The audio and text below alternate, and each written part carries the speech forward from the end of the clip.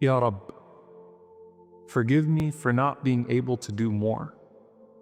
Forgive me for those nights that I stayed sleeping. Forgive me for those days that I was too lazy to volunteer. Forgive me for those times I held back what I knew I could do for your sake. Forgive me for those times I lost my temper even though I knew that your pleasure was going to be there for me if I would have held it. Forgive me, O Allah, for not doing more. SubhanAllah, one of the things that happens when you connect to Allah subhanahu wa ta'ala the way that you do in these intense seasons is that the relationship becomes more personal. It's not just anymore about reward and punishments. It's a connection to Allah subhanahu wa ta'ala Himself. And just as the greatest gift in paradise is being able to see Him day and night, the greatest gift in this world is to develop a relationship with Him to where your greatest joy becomes His joy and your greatest disappointment becomes when you displease Him.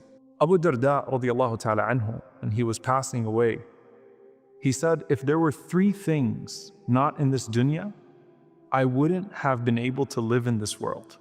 Now, if you think about the things you enjoy most people will mention material things. Most people will mention, things that they used to have, things that they used to do for fun. But Abu Darda radiallahu anhu said, it was 3 things that made this life enjoyable. He said the joy of spending a hot summer noon in thirst because of fasting. And he said the joy of prostrating before Allah subhanahu wa ta'ala in the later part of the night. And he said the joy of sitting in the companionship of pious people whose conversation is full of reflection and wisdom like fruits from a fruit garden. This is what he said was his joy in this dunya. What do you think would be his joy in the hereafter? And I ask you, after you worship Allah subhanahu wa ta'ala intensely, have you ever felt a joy greater than that worship?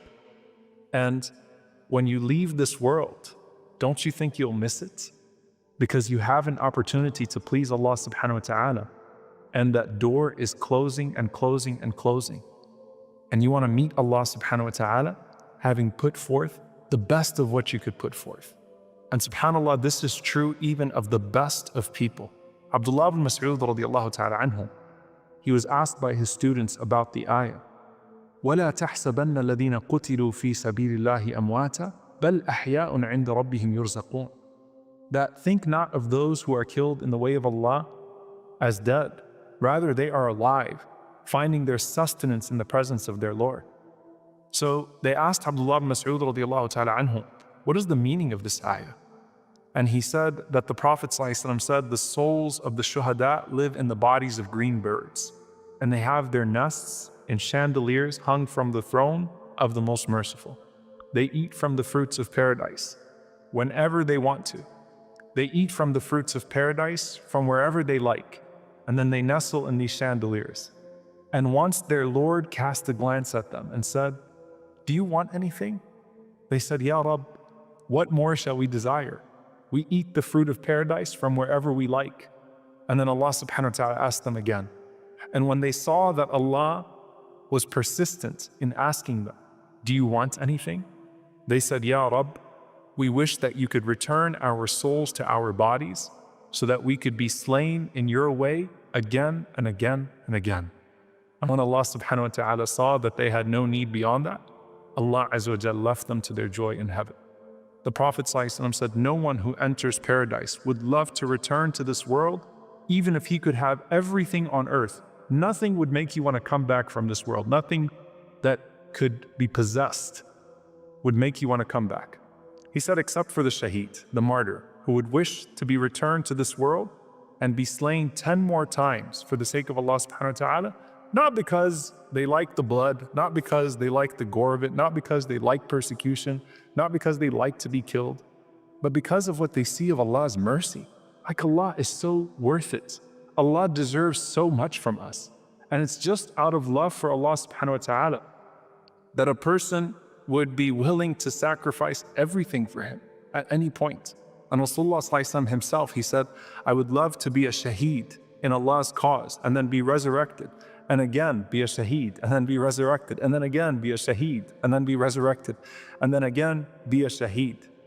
This is not about loving death.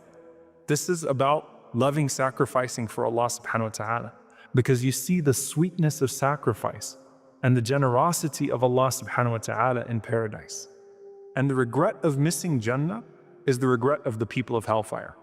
The regret of the people of Jannah is that they could have done more for Allah subhanahu wa ta'ala.